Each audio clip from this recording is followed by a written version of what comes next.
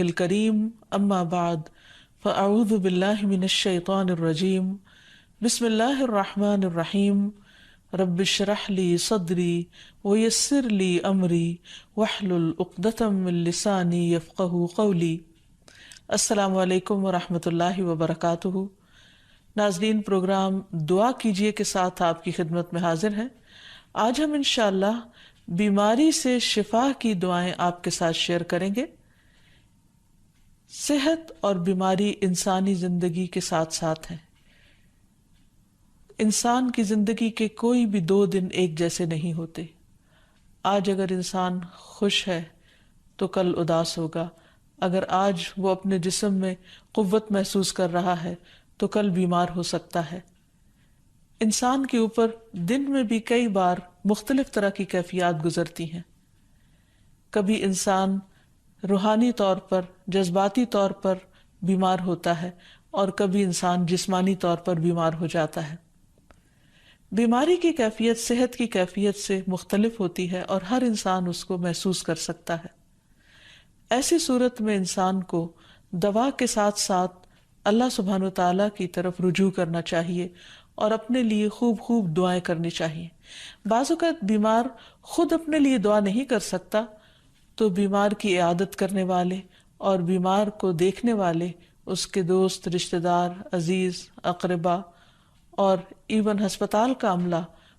مریض کے لیے ایسی دعائیں پڑھ سکتا ہے جو اس کے لیے شفا یابی کا ذریعہ ہو سکتی ہیں۔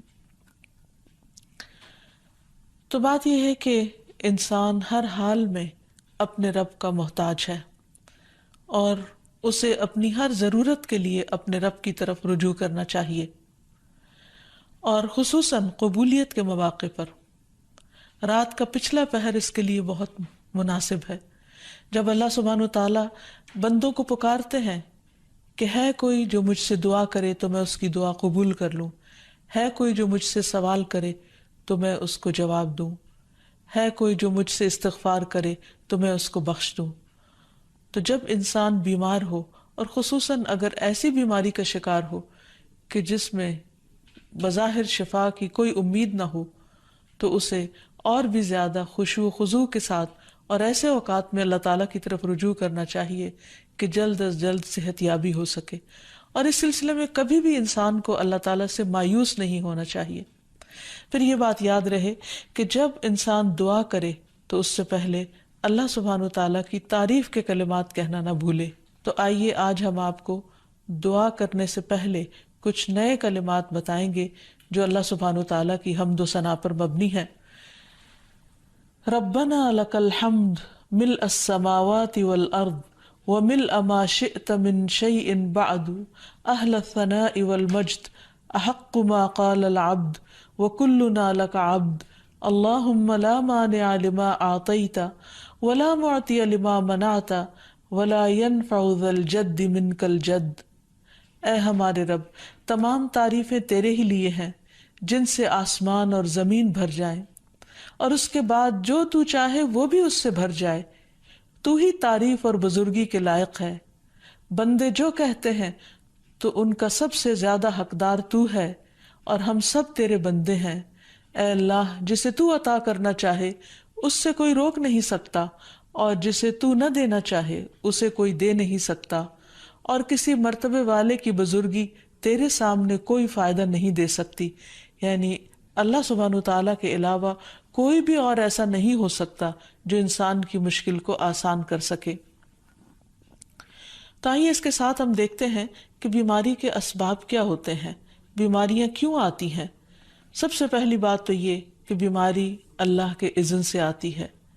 جب تک اللہ سبحانہ وتعالیٰ کا اذن نہ ہو، انسان پر کوئی کسی قسم کی مشکل آ نہیں سکتی۔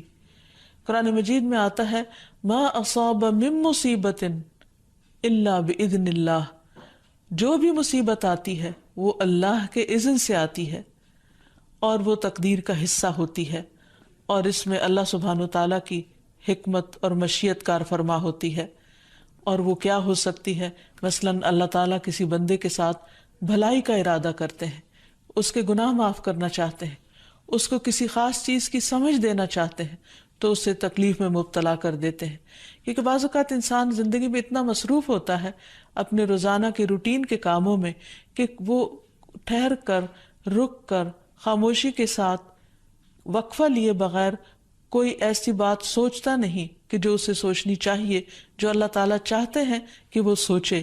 تو جب انسان بیمار ہو جاتا ہے تو ایک اور کنڈیشن میں آ جاتا ہے، وہ آرام کی کیفیت میں آ جاتا ہے۔ ایسی صورت میں انسان کو وہ باتیں بھی سوچنے کا موقع مل جاتا ہے جو عام طور پر وہ نہیں سوچتا۔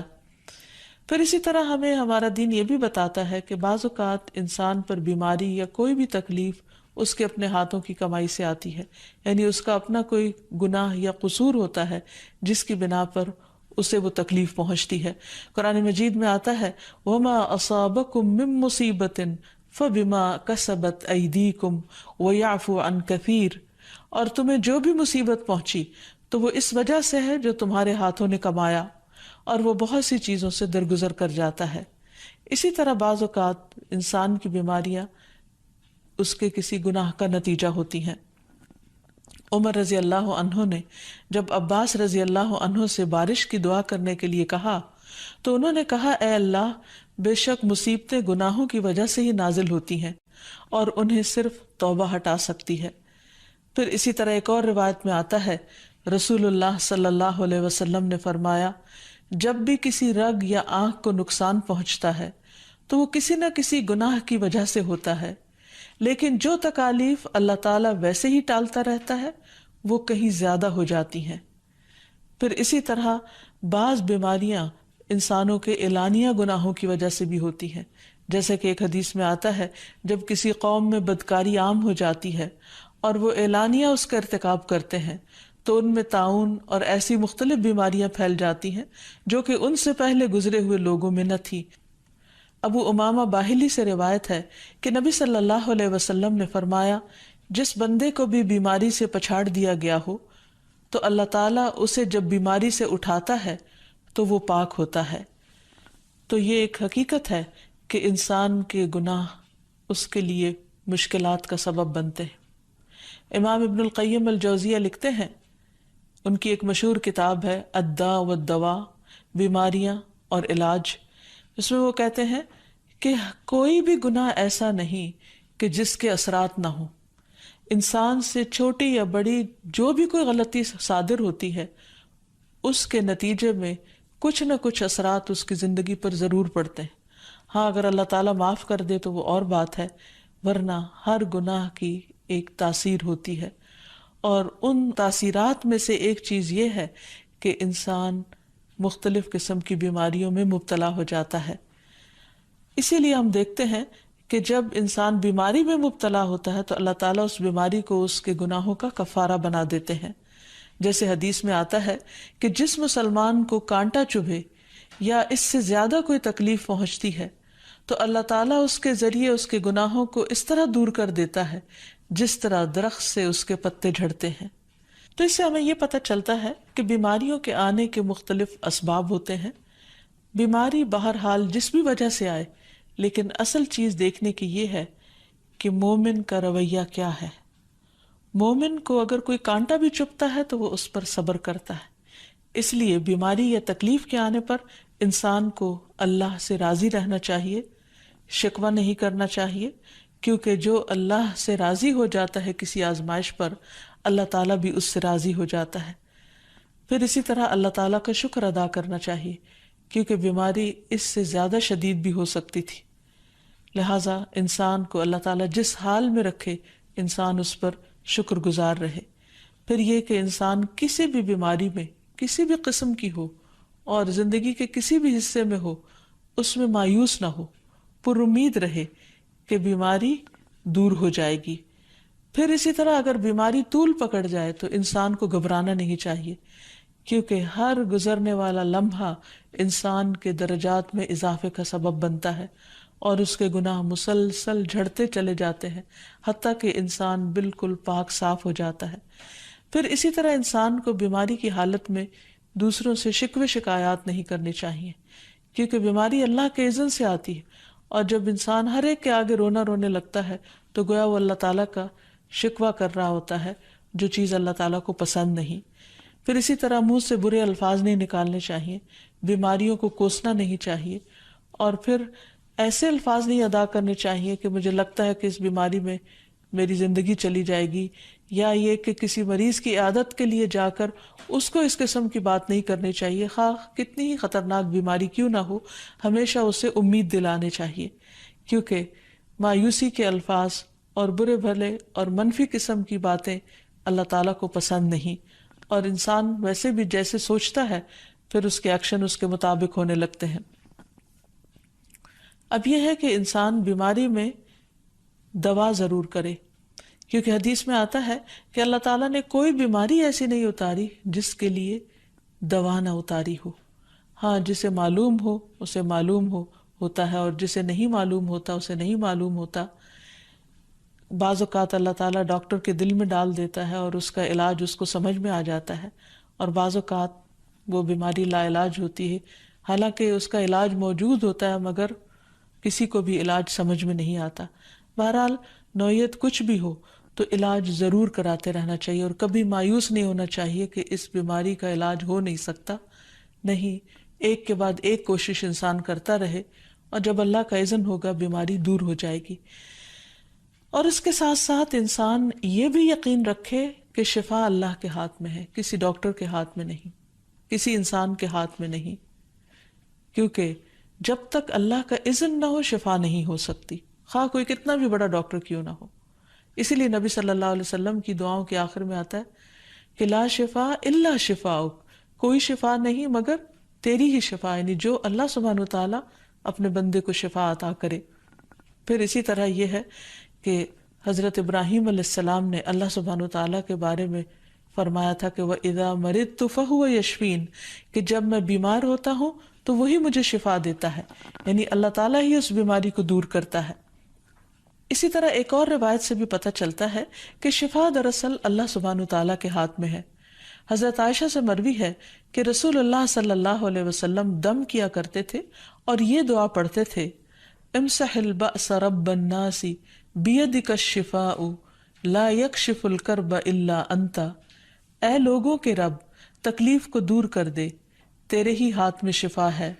تیرے سوا اس کو دور کرنے والا اور کوئی بھی نہیں۔ پھر اسی طرح انسان جب کسی بیمار کی عیادت کے لیے جائے تو اس پر بھی دعا پڑھے اور اس کے لیے دعا کرے۔ رسول اللہ صلی اللہ علیہ وسلم نے فرمایا، جو مسلمان کسی ایسے بیمار کی عیادت کے لیے اس کے پاس آئے جس کی موت کا وقت قریب نہ آیا ہو اور 7 مرتبہ یہ پڑھے، اسأل اللہ العظیم رب العرش العظیم ان یشفی فلانا من وجعہ، میں اس عظمت والے اللہ سے سوال کرتا ہوں جو عرش عظیم کا رب ہے کہ فلاں کو اس کی تکلیف سے شفا عطا فرمائے، تو اللہ عز و جل اسے شفا عطا فرما دیتا ہے۔ اور پھر ہم دیکھتے ہیں کہ تمام انبیاء اپنی بیماریوں میں تکلیفوں میں اللہ تعالیٰ کو پکارتے تھے، جیسا کہ ایوب علیہ السلام کی دعا قرآن مجید میں آتی ہے، وَأَيُّوبَ إِذْ نَادَى رَبَّهُ أَنِّي مَسَّنِيَ الضُّرُّ وَأَنْتَ أَرْحَمُ الرَّاحِمِينَ فَاسْتَجَبْنَا لَهُ فَكَشَفْنَا مَا بِهِ مِنْ ضُرٍّ وَآتَيْنَاهُ أَهْلَهُ وَمِثْلَهُمْ مَعَهُمْ رَحْمَةً مِنْ عِنْدِنَا وَذِكْرَى لِلْعَابِدِينَ۔ اور ایوب جب اس نے اپنے رب کو پکارا کہ بے شک مجھے تکلیف پہنچی ہے اور تو رحم کرنے والوں میں سب سے زیادہ رحم کرنے والا ہے، تو ہم نے اس کی دعا قبول کر لی، بس اسے جو بھی تکلیف تھی اسے دور کر دیا، اور اسے اس کے گھر والے اور ان کے ساتھ ان کی مثل اور عطا کر دیے اپنے پاس سے رحمت کے لیے اور ان لوگوں کی یاد دہانی کے لیے جو عبادت کرنے والے ہیں۔ اسی طرح رسول اللہ صلی اللہ علیہ وسلم نے ایک اور موقع پر ایک صحابی عثمان بن ابی عاص الثقفی کو ایک دعا سکھائی۔ جب وہ نبی صلی اللہ علیہ وسلم کے پاس حاضر ہوئے، وہ کہتے ہیں مجھے اتنی تکلیف تھی کہ قریب تھا کہ وہ مجھے ہلاک کر دیتی، تو نبی صلی اللہ علیہ وسلم نے مجھے فرمایا اس درد کی جگہ پر اپنا دایاں ہاتھ رکھو اور 7 مرتبہ کہو بسم اللہ اعوذ بعزت اللہ وقدرتہ من شر ما اجد واحاذر، اللہ کے نام کے ساتھ میں پناہ مانگتا ہوں اللہ کی عزت کی اور اس کی قدرت کی اس شر سے جو میں محسوس کرتا ہوں، یعنی اس تکلیف سے بچنے کے لیے جو مجھے محسوس ہو رہی ہے اور جس سے میں خوف محسوس کرتا ہوں۔ عثمان کہتے ہیں کہ جب میں نے یہ پڑھا تو اللہ سبحانہ وتعالیٰ نے مجھے شفا عطا کر دی۔ پھر اسی طرح ہر بیماری سے شفا کی دعا نبی صلی اللہ علیہ وسلم نے سکھائی۔ عبداللہ بن عباس سے مروی ہے کہ نبی اکرم صلی اللہ علیہ وسلم نے فرمایا، جب کوئی شخص کسی ایسے مریض کی عیادت کرے جس کی موت کا وقت ابھی قریب نہ آیا ہو اور اس کے پاس 7 مرتبہ یہ دعا پڑھے، اسأل اللہ العظیم رب العرش العظیم ان یشفیک، میں عظمت والے اللہ جو عرش عظیم کا رب ہے اس سے دعا کرتا ہوں کہ وہ تمہیں شفا عطا کرے، تو اللہ تعالیٰ اسے اس مرض سے شفا عطا کر دے گا۔ پھر اسی طرح نبی صلی اللہ علیہ وسلم اگر کسی کو کوئی پھوڑا بنسی ہوتی تو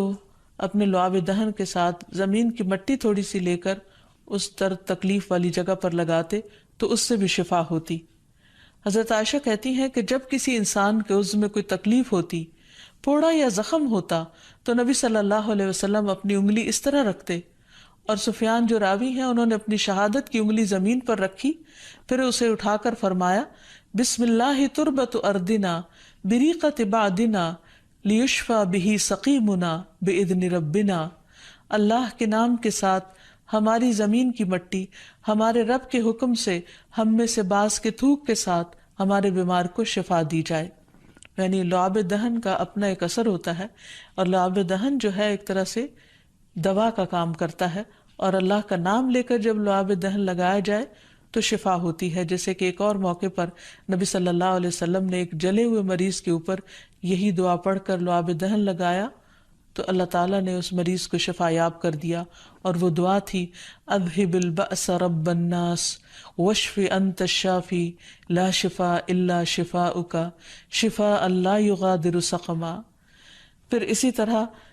ایک موقع پر ایک قبیلے کے سردار کو جب بچھو نے کاٹ لیا اور اس کے جسم میں زہر پھیل گیا تو ایک صحابی نے سورۃ الفاتحہ پڑھ کر اس پر دم کیا تو اس سے اس کو شفا ہو گئی، اور یہ بات جب نبی صلی اللہ علیہ وسلم کو بتائی گئی تو آپ اس پر خوش ہوئے۔ اور سورۃ فاتحہ سب لوگوں کو آتی ہے، اسی لیے اس کا نام سورۃ الشفا بھی ہے، کیونکہ یہ بیماری میں بطور علاج پڑھی جاتی ہے مریض پر، مریض خود بھی پڑھ سکتا ہے اور اس کے اٹینڈنٹس بھی اس پر پڑھ سکتے ہیں۔ حضرت علی رضی اللہ تعالیٰ عنہ کہتے ہیں کہ نبی صلی اللہ علیہ وسلم کو بچھو نے ڈس لیا اور آپ نماز پڑھ رہے تھے۔ جب آپ نماز سے فارغ ہوئے تو آپ نے فرمایا اللہ تعالیٰ بچھو پر لعنت کرے، یہ نہ نمازی کو چھوڑتا ہے نہ کسی اور کو۔ پھر آپ نے پانی اور نمک منگوایا، آپ اس پر ملتے جا رہے تھے اور یہ صورتیں پڑھ رہے تھے قل یا ایھا الکافرون وقل اعوذ برب الفلق اور قل اعوذ برب الناس، تو یہ بھی ایسے مواقع پر پڑھی جا سکتی ہیں۔ پھر اسی طرح یہ ہے کہ اگر کسی بھی دوا یا دعا سے مریض صحت یاب نہ ہو رہا ہو، اس کی تکلیف کم نہ ہو رہی ہو، تو بھی موت نہیں مانگنی چاہیے، کیونکہ مومن کے لیے زندگی ایک بہت بڑی نعمت ہے۔ وہ جس بھی حال میں گزرے، بہرحال وہ اسے آخرت کمانے کا ذریعہ بنا سکتا ہے۔ یعنی اگر وہ تکلیف میں اس کی زندگی گزر رہی ہے اور اس پر وہ صبر کر رہا ہے اور اللہ کو یاد کر رہا ہے تو اس کے بے پناہ درجات بلند ہونے کا ذریعہ ہے۔ یعنی یہ بیماری اس کے لیے بلندی درجات کا ذریعہ بن جاتی ہے۔ اس لیے کبھی بھی موت نہیں مانگنی چاہیے۔ ہاں اگر تکلیف حد سے بڑھ جائے تو انسان یہ دعا مانگ سکتا ہے اللہم احینی ما کانت الحیات خیرا لی وتوفنی اذا کانت الوفات خیرا لی، اے اللہ جب تک میرے لیے زندگی بہتر ہو مجھے زندہ رکھ، اور جب میرے لیے وفات بہتر ہو تو مجھے وفات دے دے۔ تو اللہ تعالیٰ سے دعا ہے کہ اللہ تعالیٰ تمام بیماروں کو صحت اور شفا عطا فرمائے، اور ہمیں بیماری اور آزمائش کے موقع پر اپنی طرف رجوع کرنے کی توفیق دے۔